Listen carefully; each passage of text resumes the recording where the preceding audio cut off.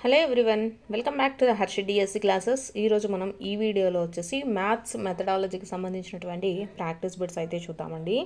అందులో first bit వచ్చేసి young వర్గీకరణలో సూచించబడని విద్యా విలువ.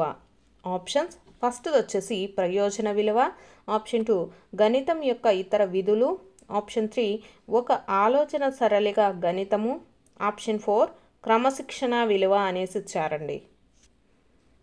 యంగ్ వర్గీకరణలో సూచించబడని విద్యా విలువ అండి. సో కరెక్ట్ ఆన్సర్ వచ్చేసి మనకు ఆప్షన్ 4 అండి. క్రమశిక్షణ విలువ అనేది సూచించబడలేదు. సో యంగ్ వర్గీకరణలో ఉండేటటువంటి విద్యా విలువలు చూసుకున్నట్లయితే ఫస్ట్ వచ్చేసి ప్రయోజన విలువ, సెకండ్ది గణితం యొక్క ఇతర విధుల గురించి, అలాగే ఒక ఆలోచన సరళిగా గణితం. ఈ విద్యా విలువలన్నీ యంగ్ అయితే వర్గీకరించడం జరిగింది. నెక్స్ట్ బిట్ చూద్దాము. 3 × 4 = 12ను సంఖ్యారేఖపై సూచించండి. దీని ద్వారా పరీక్షించదలసిన విద్యా ప్రమాణము. ఆప్షన్స్: ఫస్ట్ వచ్చేసి కారణాలు చెప్పట, నిరూపణలు చేయట, ఆప్షన్ 2 వ్యక్తపరచడం, ఆప్షన్ 3 అనుసంధానము, ఆప్షన్ 4 ప్రాతినిధ్యపరచుట, దృశ్యీకరణ అనేసి ఇచ్చారండి. సో కరెక్ట్ ఆన్సర్ వచ్చేసి ప్రాతినిధ్యపరచుట, దృశ్యీకరణ అండి. 3 × 4 = 12 అనేటటువంటి దాన్ని సంఖ్యారేఖపై సూచించండి అని అడిగితే దీని ద్వారా పరీక్షించదలసిన విద్యా ప్రమాణం ఏది? ప్రాతినిధ్యపరచుట, దృశ్యీకరణ. నెక్స్ట్ క్వశ్చన్: భావావేశ రంగంలో అత్యున్నత స్థాయి లక్ష్యం ఏది అనేసి ఇచ్చారు.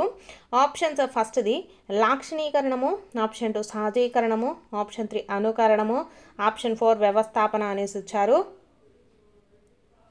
కరెక్ట్ ఆన్సర్ వచ్చేసి లాక్షణీకరణం అండి. భావావేశ రంగంలో అత్యున్నత స్థాయి లక్ష్యం ఏది అంటే లాక్షణీకరణము. నెక్స్ట్ క్వశ్చన్: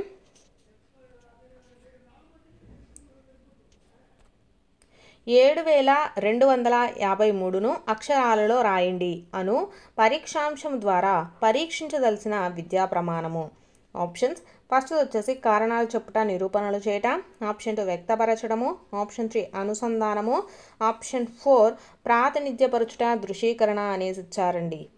ఇచ్చినటువంటి సంఖ్యను అక్షరాలలో రాయండి అనే దాని ద్వారా మనం ఏం పరీక్షిస్తామండి? వ్యక్తపరచటం.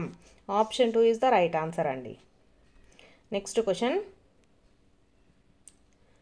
తగిన పద్ధతిని ఎంపిక చేస్తాడు అను స్పష్టీకరణ ఈ లక్ష్యమునకు చెందినది.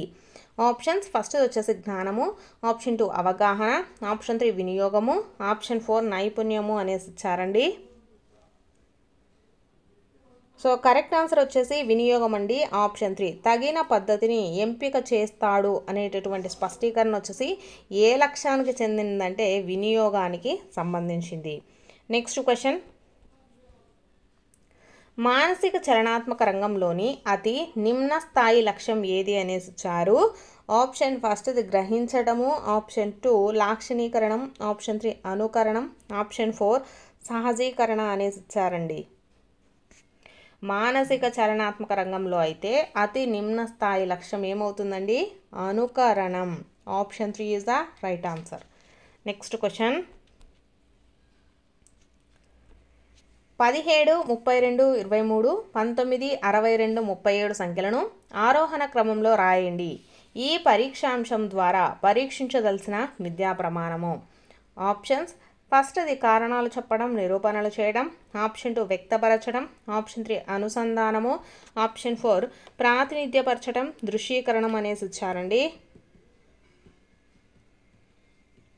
సో ఇది వచ్చేసి మనకి ఏమవుతుందంటే ఆరోహణ క్రమంలో రాయండి అనేసి ఇచ్చినట్లయితే మనకు ఆ విద్యా ప్రమాణం ఏమవుతుంది? కారణాలు చెప్పడం, నిరూపణలు చేయడం అండి. కారణాలు చెప్పటం, నిరూపణలు చేయటం.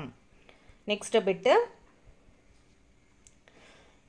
ఇవ్వబడిన సంఖ్యలను సరి బేసి సంఖ్యలుగా వర్గీకరించును అను స్పష్టీకరణ ఈ లక్ష్యమునకు చెందినది. ఆప్షన్స్: ఫస్ట్ది జ్ఞానము, ఆప్షన్ 2 అవగాహన, ఆప్షన్ 3 వినియోగము, ఆప్షన్ 4 నైపుణ్యము అనేసి ఇచ్చారు. కరెక్ట్ ఆన్సర్ వచ్చేసి అవగాహన అండి. ఇవ్వబడిన సంఖ్యలను వచ్చేసి సరి సంఖ్యలు బేస్ సంఖ్యలుగా వర్గీకరించడం అనేది ఏ స్పష్టీకరణ? అది అవగాహనకు సంబంధించింది. అంటే అసలు సరి సంఖ్యలు అంటే ఏంటి, బేస్ సంఖ్యలు అంటే ఏంటి అని తెలిస్తేనే కదా అతను వర్గీకరిస్తాడు. కాబట్టి దానిపైన అవగాహన ఉంటేనే మాత్రమే చేయగలుగుతాడు. కాబట్టి ఇది ఏ లక్ష్యానికి సంబంధించింది? అవగాహన. నెక్స్ట్ బిట్ చూద్దాము. మున్నిక్ వర్గీకరణకు సంబంధించని గణిత విద్యా విలువ ఏది అనేసి ఇచ్చారు. సంబంధించని అండి. ఆప్షన్స్ ఫస్ట్ది వచ్చేసి ప్రయోజన విలువ, ఆప్షన్ 2 సమాచార విలువ, ఆప్షన్ 3 సిద్ధపరిచే విలువ, ఆప్షన్ 4 సాంస్కృతిక విలువ అనేసి ఇచ్చారు. కరెక్ట్ ఆన్సర్ వచ్చేసి సమాచార విలువ అండి. సమాచార విలువ సంబంధించిందండి. మున్నిక్ వర్గీకరణకు సంబంధించింది ఏంటి? సమాచార విలువ. Next question. మానసిక చలనాత్మక రంగంలోని అత్యున్నత లక్ష్యం ఏది అనేసి ఇచ్చారు.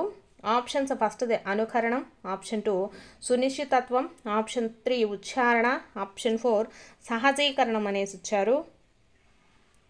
కరెక్ట్ ఆన్సర్ వచ్చేసి సహజీకరణం అండి. మానసిక చలనాత్మక రంగంలోని అత్యున్నత లక్ష్యం ఏది అంటే సహజీకరణము.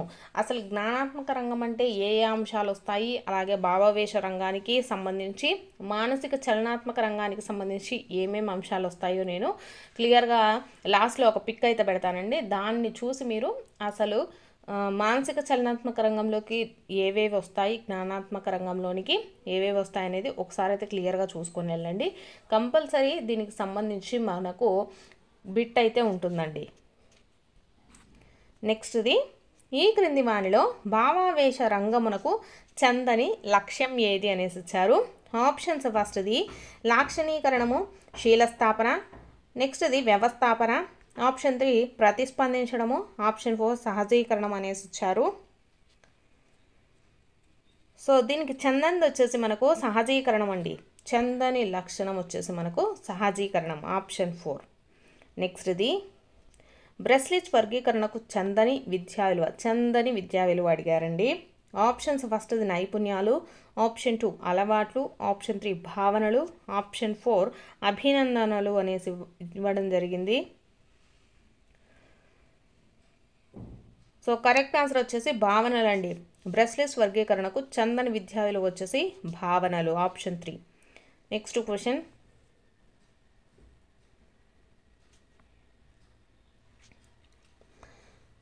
12, 7, 10, 4, 1, 9 సంఖ్యలను అవరోహణ క్రమంలో రాయము అనేసి ఇచ్చారు. దీని ద్వారా పరీక్షించదలసిన విద్యా ప్రమాణం ఏది అనేసి ఇచ్చారు. ఆప్షన్స్ ఫస్ట్ది వ్యక్తపరచడం, ఆప్షన్ 2 అనుసంధానం, ఆప్షన్ 3 కారణాలు చెప్పడం, నిరూపణలు చేయడం, ఆప్షన్ 4 సమస్య సాధన అనేసి ఇచ్చారండి. సో కరెక్ట్ ఆన్సర్ ఏమవుతుందండి? కారణాలు చెప్పడం, నిరూపణలు చేయడం. Option 3 is the right answer. Next question. సంఖ్యా నమూనాలు, పజిల్స్, మాయాచదరాలు, చిక్కు ప్రశ్నలు మొదలైనవి చేయించడం ద్వారా విద్యార్థులలో పెంపొందించు విలువ. ఆప్షన్స్ ఫస్ట్ వచ్చేసి క్రమశిక్షణ విలువ, ఆప్షన్ 2 సాంస్కృతిక విలువ, ఆప్షన్ 3 వినోదపు విలువ, ఆప్షన్ 4 ప్రయోజన విలువ అనేసి ఇచ్చారండి. సో ఇలాంటివన్నీ చేయించడం ద్వారా విద్యార్థుల్లో పెంపొందించే విలువ వచ్చేసి ఏ విలువ అండి? వినోదపు విలువ. Option 3 is the right answer. Next question. 456ను అక్షరాలలో రాయండి. దీని ద్వారా పరీక్షించదలసిన విద్యా ప్రమాణం ఏది అనేసి ఇచ్చారు. ఆప్షన్స్ ఫస్ట్ది ప్రాతినిధ్యపరచడం, ఆప్షన్ 2 వ్యక్తపరచడం, ఆప్షన్ 3 సమస్య సాధన, ఆప్షన్ 4 అనుసంధానం అనేసి ఇచ్చారు. కరెక్ట్ ఆన్సర్ వచ్చేసి వ్యక్తపరచడం అండి. అక్షరాలలో రాయండి. 456ను వచ్చేసి అక్షరాలలో రాయండి అంటే మనం పరీక్షించదలిసేటటువంటి విద్యా ప్రమాణం ఏంటంటే వ్యక్తపరచడం. Next question. విద్యార్థి కారణాంకములు కనుగొనుటలో మౌఖిక గణనలను వేగంగాను ఖచ్చితంగాను చేయును. ఈ వాక్యం సూచించు లక్ష్యం ఏది అనేసి ఇచ్చారు. ఆప్షన్స్ ఫస్ట్ది నైపుణ్యము, ఆప్షన్ 2 వినియోగము, ఆప్షన్ 3 వైఖరి, ఆప్షన్ 4 అవగాహన అనేసి ఇచ్చారండి. ఖచ్చితంగా ఎప్పుడు చేయగలుగుతారండి? వాళ్ళకంటూ ఒక నైపుణ్యం అంటే వాళ్ళకి తెలిసి ఉండి వాళ్ళకి చేయగలిగేటటువంటి సమర్థత ఆల్రెడీ వాళ్ళు నేర్చుకొని ఉంటేనే వాళ్ళు ఖచ్చితంగా చేయగలుగుతారు. కాబట్టి దాన్ని ఏమంటాము? నైపుణ్యము. Option 1 is the right answer. Next question. విద్యార్థి గ్రాఫ్లను 2D పటాలను 3D పటాలను చదువుతాడు, విశదీకరిస్తాడు అనేది ఈ క్రింది ప్రమాణములను సూచిస్తుంది. ఆప్షన్స్ ఫస్ట్ వచ్చేసి కారణాలు నిరూపణలు, ఆప్షన్ 2 వ్యక్తపరచడం, ఆప్షన్ 3 వచ్చేసి దృశ్యీకరణ ప్రాతినిధ్యపరచడం, ఆప్షన్ 4 అనుసంధానం అనేసి ఇచ్చారండి. కరెక్ట్ ఆన్సర్ వచ్చేసి దృశ్యీకరణ ప్రాతినిధ్యపరచడం అండి. విద్యార్థి గ్రాఫ్లను అలాగే 2D పటాలను 3D పటాలను చదువుతాడు, అలాగే విశదీకరించడం కూడా జరుగుతుంది. సో ఈ విద్యా ప్రమాణం ఏదండి? దృశ్యీకరణ ప్రాతినిధ్యపరచడం. నెక్స్ట్ బిట్, క్రింది గణిత విలువలలో యంగ్ సూచించినది కానిది ఏది అనేసి ఇచ్చారండి.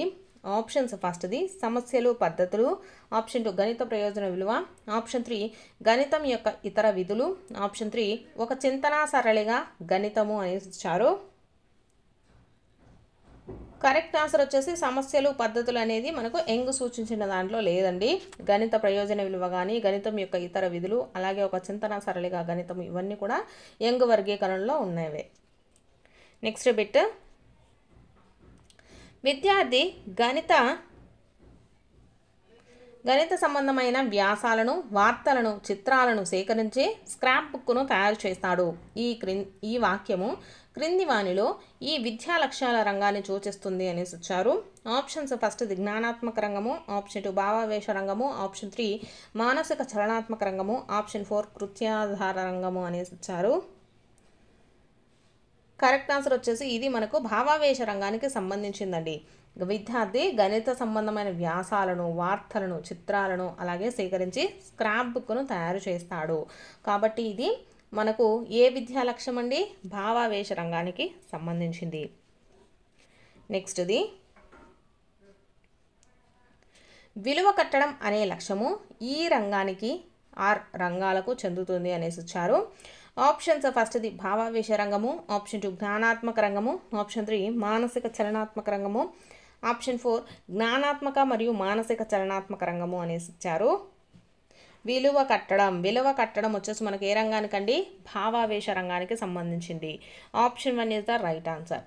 నెక్స్ట్ వచ్చేసి మనకు మీకు ఆల్రెడీ ముందుగానే చెప్పాను కదా, జ్ఞానాత్మక రంగం అంటే ఏంటి, మానసిక చలనాత్మక రంగము భావావేశ రంగానికి సంబంధించి ఏమేమి వస్తాయి, వాటి యొక్క లక్ష్యాలు స్పష్టీకరణలు మనం ఇప్పుడు చూద్దాము.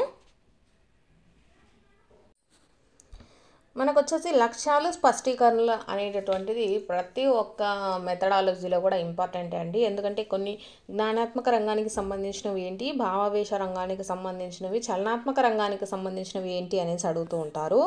సో మనకు జ్ఞానాత్మక రంగానికి సంబంధించి మెయిన్గా వచ్చేసి ఆలోచనలకు సంబంధించినవన్నీ జ్ఞానాత్మక రంగంలోనే ఉంటాయండి. భావావేశ రంగం అంటే అనుభూతుల గురించి మనకు ఉంటుంది. మానసిక చలనాత్మక రంగం అంటే మనం చేసేటటువంటి చర్యలు అవి ఎలా కర్మేంద్రియాలు శరీరము కండరాలను ఇవన్నీ ఉపయోగించుకొని చేస్తూ ఉంటాం కదా, అవన్నీ కూడా మనకు మానసిక చలనాత్మక రంగానికి సంబంధించినవి. ఇక్కడ భావావేశ రంగంలో మనకు హృదయానికి సంబంధించినటువంటి అంశాలు ఉంటాయండి. జ్ఞానాత్మక రంగం అంటే మెదడుకు సంబంధించినటువంటి ఆలోచనలు ఇవన్నీ కూడా మనకు జ్ఞానాత్మక రంగానికి సంబంధించినవి. సో జ్ఞానాత్మక రంగాన్ని వచ్చేసి మనకు బ్లూమ్స్ అయితే వర్గీకరణ చేయడం జరిగింది. భావావేశ రంగానికి వచ్చేసేసి క్రాత్ హాల్, నెక్స్ట్ ఆర్హెచ్ దవే అండి. మానసిక చలనాత్మక రంగాన్ని వర్గీకరించింది ఎవరు అంటే ఆర్హెచ్ దవే. సో జ్ఞానాత్మక రంగంలో వచ్చేసి మనకు సరళం నుండి సంక్లిష్టం వరకు ఉంటుంది. భావావేశ రంగంలో వచ్చేసి అంతర్వృత్తి, అలాగే మానసిక చలనాత్మక రంగంలో చూసుకున్నట్లయితే సమన్వీకరణము అనేది ఉంటుందన్నమాట. జ్ఞానాత్మక రంగాన్ని వచ్చేసి మనము నిర్దిష్టంగా కొలవగలుగుతాము, భావావేశ రంగాన్ని వచ్చేసి మనము కొలవలేము. నెక్స్ట్ జ్ఞానాత్మక రంగాన్ని చూసుకున్నట్లయితే అండి, మెయిన్గా మనకు జ్ఞానాత్మక రంగాన్ని చూసుకున్నట్లయితే ఏమేమి ఉంటాయంటే మొత్తము జ్ఞానాత్మక రంగంలో వచ్చేసి జ్ఞానము, వినియోగము, అవగాహన, విశ్లేషణ, సంశ్లేషణ, మూల్యాంకనం అనేసి మనకు 6 ఉపరంగాలు అయితే ఉంటాయండి. మీకు క్వశ్చన్ అయితే అడుగుతారు కదా, అవగాహన అనేది ఏ మానసిక చలనాత్మక రంగానికి సంబంధించింది అనేసి అడుగుతారు. అప్పుడు ఏమని చెప్పాలి మనము? జ్ఞానాత్మక రంగం అనేసి చెప్పాలి. నెక్స్ట్ మూల్యాంకనం కానీ విశ్లేషణ, సంశ్లేషణ ఇవన్నీ ఏ రంగానికి సంబంధించినవి అనేసి కూడా మనల్ని క్వశ్చన్లు అయితే అడుగుతూ ఉంటారండి. కాబట్టి ఇవి అయితే కంపల్సరీగా నేర్చుకోవాలి. జ్ఞానాత్మక రంగంలో ఏమేమి ఉంటాయి? జ్ఞానము, వినియోగము, అవగాహన, విశ్లేషణ, సంశ్లేషణ, మూల్యాంకనం ఇవన్నీ కూడా మనకు జ్ఞానాత్మక రంగంలో ఉంటాయి. నెక్స్ట్ చూసుకున్నట్లయితే భావావేశ రంగం అండి. భావావేశ రంగంలో మనకు 5 రంగాలు అయితే ఉంటాయండి. ఫస్ట్ది గ్రహించటము, ప్రతిస్పందించటము, విలువ కట్టడము, వ్యవస్థాపన, శీలస్థాపన ఇవన్నీ మనకు భావావేశ రంగానికి సంబంధించినవి. మీకు ఆల్రెడీ నేను క్వశ్చన్స్ అయితే చెప్పాను కదండి దీనికి ముందు. ఇందాక మనం ఫర్ ఎగ్జాంపుల్ ఆ క్వశ్చన్ చూసుకున్నట్లయితే విలువ కట్టడం అనేది ఏ రంగానికి సంబంధించింది అనేసి అడిగారు, మీకు గుర్తుంది కదా. సో అది దేనికి సంబంధించింది? విలువ కట్టడం అనేది భావావేశ రంగానికి సంబంధించింది. వ్యవస్థాపన, శీలస్థాపన ఇవి ఏ రంగానికి సంబంధించినవి అని అడుగుతారు. ఆప్షన్స్లో జ్ఞానాత్మక రంగము, భావావేశ రంగము, మానసిక చలనాత్మక రంగము ఇలా మిమ్మల్ని క్వశ్చన్స్ అయితే అడుగుతారు. సో ఇవి మనకు ఏవి జ్ఞానాత్మక రంగం అంటే ఏమొస్తాయి, భావావేశ రంగం అంటే ఏమొస్తాయి, మానసిక చలనాత్మక రంగం అంటే ఏమొస్తాయి అనేది మీరు కంపల్సరీ అయితే నేర్చుకోండి. ఈ మ్యాథ్స్లోనే కాదు సైన్స్ కానీ సోషల్, తెలుగు వీటిల్లో కూడా మనకు కంపల్సరీ క్వశ్చన్స్ అయితే ఇస్తారండి. సో భావావేశ రంగం అంటే గ్రహించడం, ప్రతిస్పందించడం, విలువ కట్టడం, వ్యవస్థాపన, శీలస్థాపనం ఇవన్నీ కూడా మనకు భావావేశ రంగానికి సంబంధించినవి. నెక్స్ట్ చూసుకున్నట్లయితే ఇవి మానసిక చలనాత్మక రంగం అండి. మానసిక చలనాత్మక రంగంలో కూడా మనకు 5 అయితే ఉంటాయి.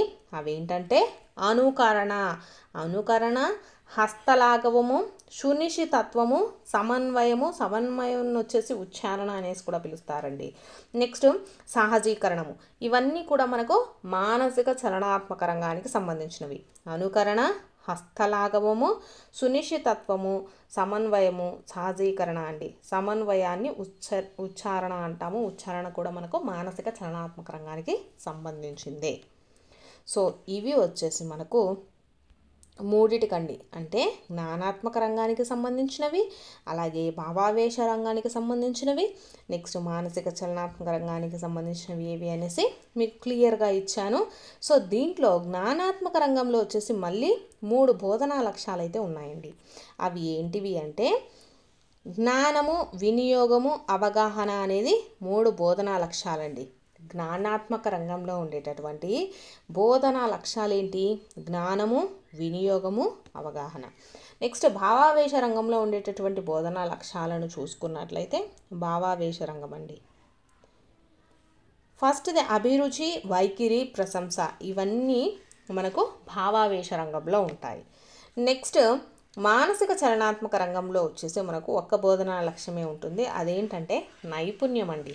నైపుణ్యం అనేది మనకు మానసిక చలనాత్మక రంగానికి సంబంధించింది. సో ఇది మీకు క్లియర్గా అండి జ్ఞానాత్మక రంగం గురించి, భావావేశ రంగం గురించి, మానసిక చలనాత్మక రంగం గురించి కంపల్సరీ అయితే బిట్ వస్తుందండి. సో క్లియర్గా అయితే మీరు ప్రిపేర్ అవ్వండి. ఏది మనకు దేని కిందికి వస్తుంది అనేది చదువుకోండి. కంపల్సరీ 1 or 2 బిట్స్ కంపల్సరీ అయితే వస్తాయండి. సో వీడియో చూస్తున్న వాళ్ళు మీకు వీడియో నచ్చినట్లయితే తప్పకుండా లైక్ చేసి సబ్స్క్రైబ్ కూడా చేసుకోండి.